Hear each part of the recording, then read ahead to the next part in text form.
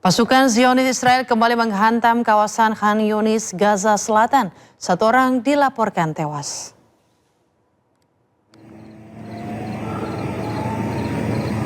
Secara bertubi-tubi, pasukan Zionis Israel kembali melancarkan serangan udara ke wilayah Khan Yunis, Gaza Selatan.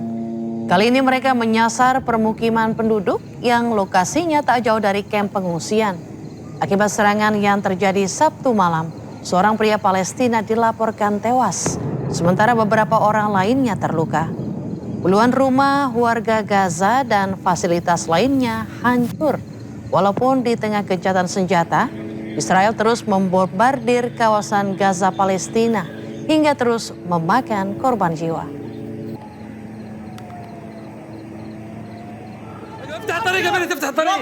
Di tengah gencatan senjata, Israel juga menggempur Nur Center di barat kota Gaza.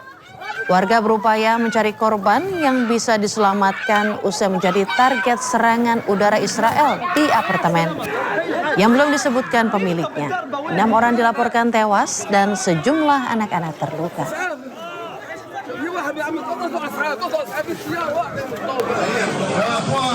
Seorang bayi Palestina berusia 7 bulan, Samfat Abu Haikal, tewas terkena tembakan tentara Israel di kota Al-Khalil, Hebron, tepi barat bagian selatan. Sam ditembak saat menumpang mobil bersama dengan kedua orang tuanya. Sementara orang tua Sam luka-luka.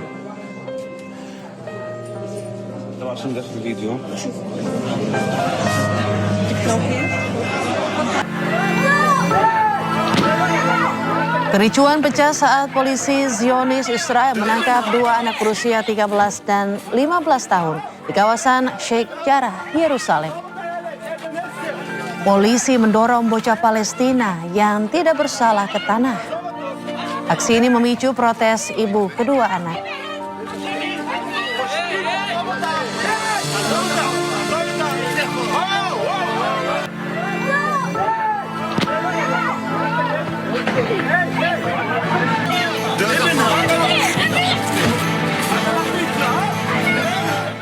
Pemirsa, Iran menangkap sejumlah orang yang diduga berkaitan dengan Badan Intelijen Israel Mossad. Sementara itu, kelompok peretas internasional Handala yang didukung Iran mengumumkan seorang pejabat senior Badan Intelijen Israel Mossad tewas.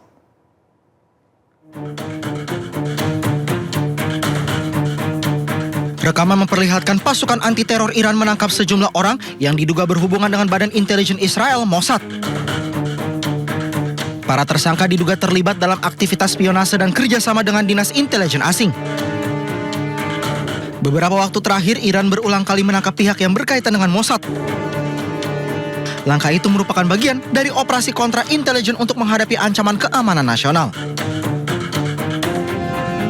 Sementara itu, kelompok peretas internasional Handala yang didukung Iran mengumumkan seorang pejabat senior Badan Intelijen Israel Mossad tewas. Korban tewas setelah sebuah bom yang ditanam meledak di kendaraan pribadinya di Jalan Raya Utama Tel Aviv. Handala bertanggung jawab atas pengeboman mobil yang ditargetkan kepada pejabat senior Badan Intelijen Israel Mossad. Selain itu, operasi Handala dilakukan setelah berbulan-bulan mengumpulkan data intelijen, pemantauan, dan pengawasan. Handala disebut-sebut sebagai kontra intelijen Mossad. Komando Pusat Amerika Serikat merilis video serangan situs militer Iran di Goruk, Pulau Qasem. Pasukan Amerika Serikat sebelumnya mencegat beberapa rudal balistik dan drone Iran yang diduga diluncurkan ke arah Selat Hormuz. Pada serangan Iran tersebut, Amerika Serikat melakukan serangan balasan menggunakan rudal hingga menghantam situs radar pengawasan pantai Iran. Selain itu, Iran meluncurkan 7 rudal balistik ke arah Kuwait dan Bahrain beberapa jam setelah pasukan Amerika Serikat menembak jatuh 4 drone serang satu arah Iran yang menuju Selat Hormuz.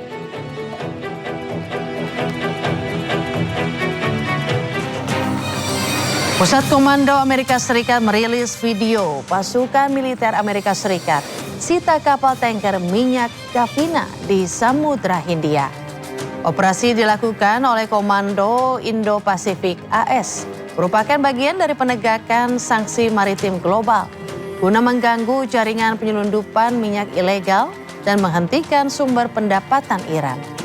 Kapal Davina ini masuk dalam daftar target sanksi Amerika Serikat sejak Oktober 2024 akibat dugaan keterlibatan perdagangan minyak Iran.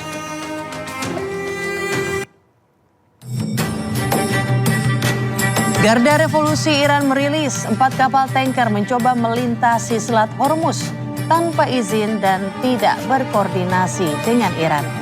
Kapal Arista dihentikan paksa karena mengibarkan peringatan.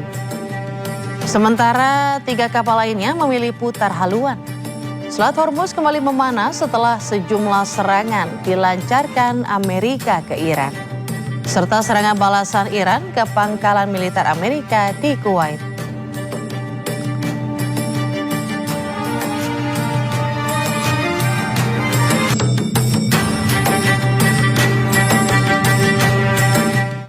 Ya, setelah menjadi misteri berbulan-bulan, video kebakaran kapal induk USS Gerald R. Ford yang terjadi pada Maret lalu akhirnya terungkap ke publik. Kapal induk terbesar Amerika Serikat tersebut terdampak parah hingga harus menjalani perbaikan di Yunani.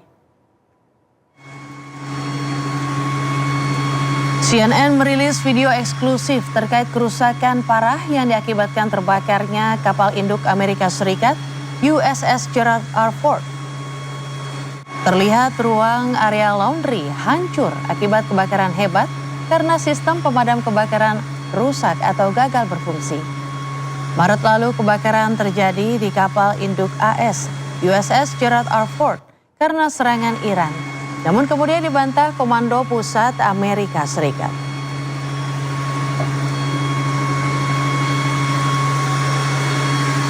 Pemirsa, beralih ke informasi otomotif.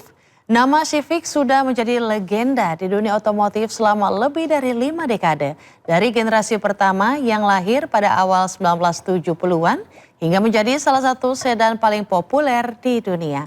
Ya, Honda Civic terus berevolusi mengikuti perkembangan zaman dan kini Civic memasuki era elektrifikasi melalui Honda Civic RSI HEV sedan yang tetap mempertahankan karakter sporty khas Civic namun menawarkan efisiensi bahan bakar berkat teknologi hybrid terbaru Honda.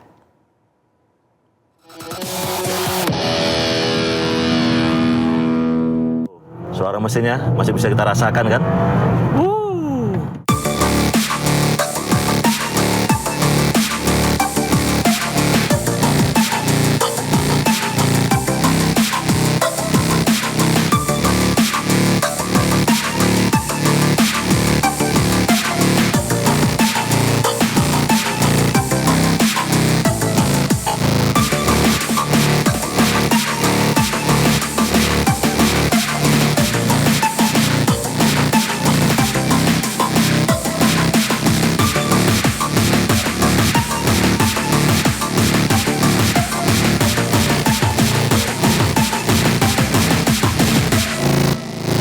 Tampil dengan desain yang lebih modern dan agresif, Civic terbaru tetap mempertahankan DNA sporty yang selama ini menjadi daya tarik utama. Bagian depan dihiasi grill berwarna gelap, lampu LED berdesain tajam, serta garis bodi yang tegas dan aerodinamis.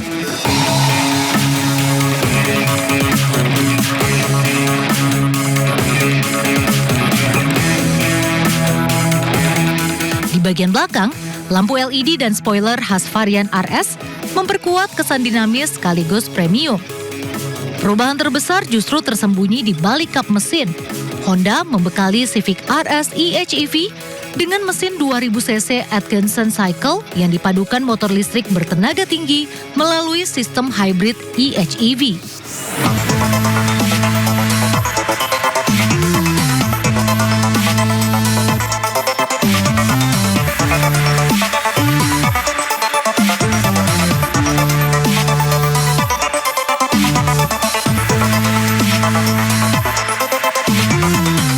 Kombinasi keduanya menghasilkan tenaga sistem hingga lebih dari 200 tenaga kuda, menjadikannya salah satu sedan hybrid paling bertenaga di kelasnya.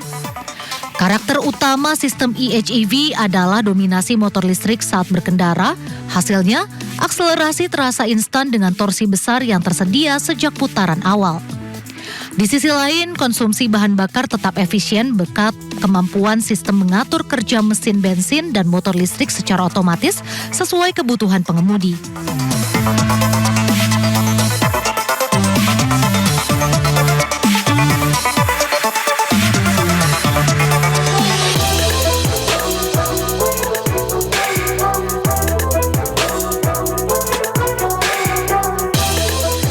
Masuk ke dalam kabin, nuansa modern langsung terasa.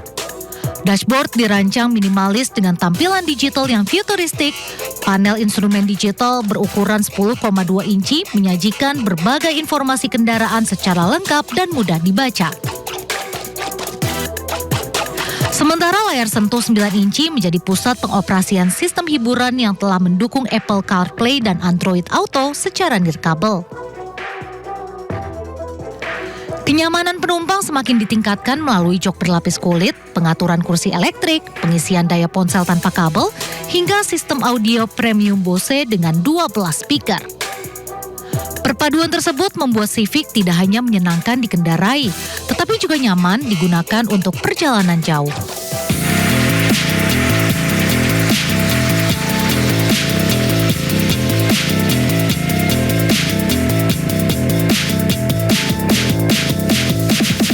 Sebagai sedan modern, Civic RS EHEV juga dibekali teknologi keselamatan terkini. Paket Honda Sensing hadir dengan berbagai fitur bantuan berkendara seperti pengereman otomatis untuk menghindari tabrakan, adaptive cruise control, lane keeping assist, hingga sistem peringatan ketika kendaraan keluar jalur.